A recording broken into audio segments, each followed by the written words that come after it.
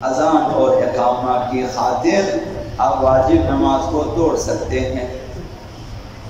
اذان اور اقامہ کہنا چاہتے تھے آپ اپنی نماز کے لیے، لیکن بھول جاتے ہیں اور نماز شروع کر دیتے ہیں۔ اب قراءت سے پہلے رکوع کی مقدار تک جھکنے سے پہلے یاد آ جائے کہ میں نے اذان دینی تھی نماز کے لیے اور اقامہ بھی پڑھنا تھا، لیکن میں بھول چکا ہوں۔ رکوع سے پہلے پہلی رکعت میں رکوع سے پہلے یاد آ جائے تو آپ اس نماز کو توڑ سکتے ہیں، مستحب اذان اور اقامہ کے لیے، تاکہ آپ اذان کو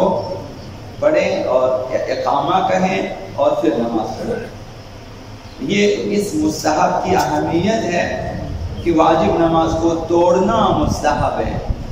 اذان اور اقامہ کی خاطر، بشرطے کہ آپ بھول چکے۔ یہ عام فقہا کا فتویٰ ہے۔ حضرت آیت اللہ سیستانی کا فتویٰ یہ ہے کہ نماز کے تمام ہونے سے پہلے تک آپ کو اگر یاد آ جائے، آخری رکعت میں بھی کہیں بھی آپ کو یاد آ جائے کہ میں نے اذان اور اقامہ میں بھول چکا ہوں، اذان دینی تھی، اقامہ کہنا تھا، میں بھول چکا ہوں، وہاں بھی مستحب ہے کہ اس واجب نماز کو توڑ دیں۔ پہلی رکعت میں، دوسری رکعت میں، تیسری میں، چوتھی میں توڑیں اذان اور اقامہ کہنے کے لیے۔ ویسے عام حالات میں واجب نماز توڑنا حرام ہے، جائز نہیں ہے۔ اس مستحب عمل کے لیے آپ واجب نماز توڑ سکتے ہیں۔ باقی فقہا کے مقلدین رکوع سے پہلے تک، پہلی رکعت میں رکوع میں پہنچنے سے پہلے تک یاد آ جائے توڑ سکتے ہیں اور اذان اقامہ کہہ سکتے ہیں۔ آیت اللہ سیستانی کے مقلدین نماز میں کہیں بھی ختم ہونے سے پہلے تک بھی اگر یاد آ جائے کہ اذان نہیں دی ہے، اقامہ نہیں کہا ہے، تو مستحب ہے کہ اس واجب نماز کو توڑیں، بشرطے کہ نماز میں وقت باقی ہو، ابھی تک دامن وقت میں گنجائش ہو، تو اذان اور اقامہ کہنے کے لیے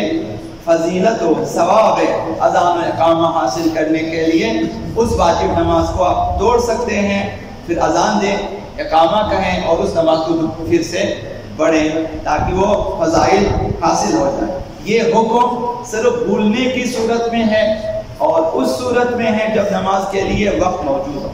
ان دو صورتوں میں ہے۔ اب اگر ایک شخص عمدن اذان و اقامہ نہیں کہتا، نماز شروع کر دیتا ہے، پتا تھا اسے،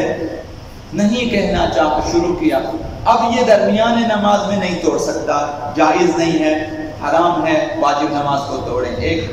دوسرا وہ شخص جسے نماز کے دوران یاد آ جائے، بھول چکا تھا، یاد آ گیا کہ اذان دینی تھی، اقامہ کہنا تھا، میں بھول چکا ہوں، پھر فیصلہ کیا چلو نہیں پڑھتا، اسی طرح میں جاری رکھتا ہوں۔ ایک دفعہ اسی طرح جاری رکھنے کا فیصلہ کیا، دوبارہ وہ واجب نماز کو توڑ کر اذان اقامہ نہیں کہہ سکتا۔ تو جہاں یاد آ جائے وہاں سے اگر انسان نے فیصلہ کیا تو توڑ سکتے ہیں، اذان کہیں، اقامہ کہیں، پھر نماز پڑھیں۔ جان بوجھ کر اگر شروع کیا بغیر اذان اقامہ پھر بھی نہیں توڑ سکتا، یاد آنے کے بعد نماز کو جاری رکھے عمدن، پھر آگے جا کر اگر توڑنا چاہے یہ بھی جائز نہیں ہے۔ تو فضیلت اذان و اقامہ کا حاصل کرنا انتہائی ضروری ہے۔ آقا رسول خدا صلی اللہ علیہ وآلہ وسلم نے فرمایا، فضیلت اذان و اقامہ کے بارے میں کہ اے آوازر، جب کوئی بندہ بیابان میں ہو، وضو کرے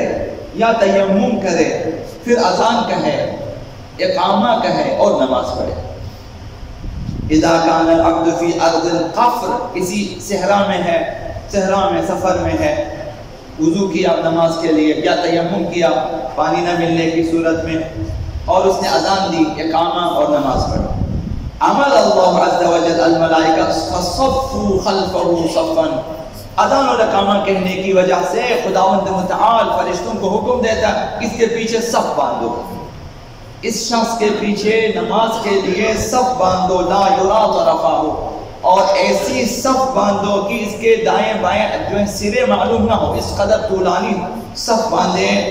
یرکعون برکوعہ، اللہ کا حکم ہے اس کے ساتھ رکوع کرو، وَيَسْجُدُونَ بِسُجُودِهِ، اس کے ساتھ سجدہ کریں، یہ حکم ہے۔ یہ فرشتے اس نمازی کے ساتھ رکوع کرتے ہیں، اس کے ساتھ نماز پڑھتے ہیں، سجدے بجا لاتے ہیں۔ وَيُؤَمِّنُونَ عَلَى دُعَائِهِ، اور جب نماز کے بعد یا نماز کے دوران مثلا قنوت وغیرہ میں دعا کرتے ہیں تو یہ فرشتے، اس فرشتوں کی یہ صفیں کہ جن کے سرے معلوم نہیں ہے، یہ سب آمین کہتے ہیں آپ کی دعا پہ۔ یہاں تو بڑی مشکل سے چند مومنین آمین کہتے ہیں، تو سارے فرشتے آمین کہیں گے تو آپ کی دعا میں قبولیت پیدا ہو سکتی ہے۔ یہ ایک فضیلت فرمایا من اقام ولم یؤذن، اب یہ فضیلت ہے، اب کسی نے اذان نہیں دی، صرف اقامہ کہا نماز کے لیے بغیر اذان کے، لم یصلی معہ الا الملکان اللذان معہ، صرف اس کے فرشتے دو دامن ساتھ ہیں وہی نماز پڑھیں گے اس کے ساتھ، یہ بھی اقامہ کہنے پر، باقی کوئی فرشتے اس کے ساتھ نہیں ہیں، بغیر فرشتوں کے نماز پڑھتا۔ یہ فضیلت ہے اذان کہ فرشتوں کی صفیں نماز پڑھتی ہے۔ آغا امام جعفر الصادق علیہ السلام انہوں نے کس قدر تاکید کی، حتیٰ بیمار کے لیے لا بد للمریض ان یؤذن ویقیم، بیمار کو بھی چاہیے کہ اذان دے اپنی نماز کے لیے اور اقامہ کہے، انہیں یومیہ واجب نمازوں کے لیے۔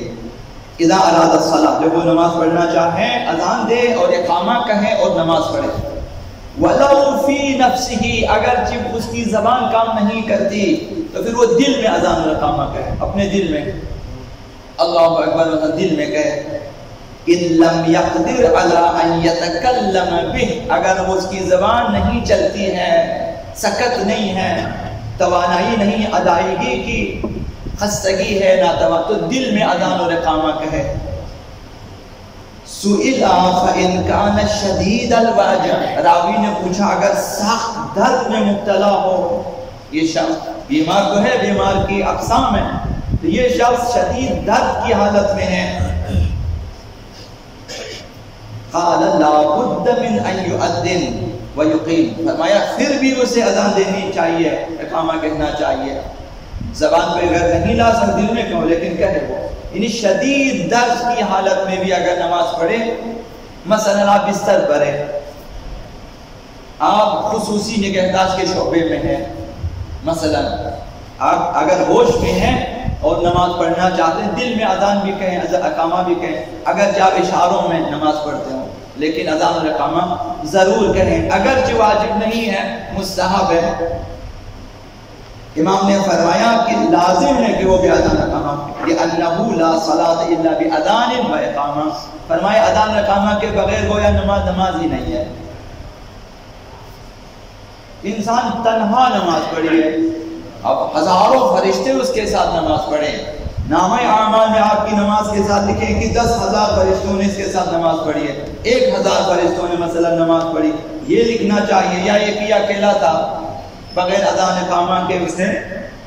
نماز پڑھی ہے۔ یہ روایت استحباب کی تاکید ہے، ثواب عظیم اذان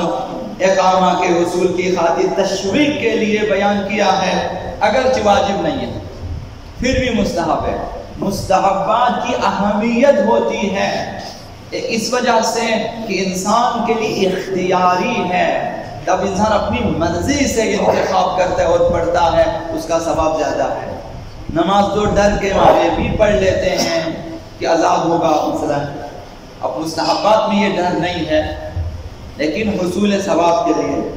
تو لہذا بغیر اذان اور اقامہ جب بھی فرصت ہو اذان اور اقامہ کے ساتھ نماز پڑھے۔ پوچھتے ہیں کہ کوئی فرق تو نہیں پڑتا، نماز پہ کوئی فرق نہیں پڑتا، ثواب پہ فرق پڑتا ہے،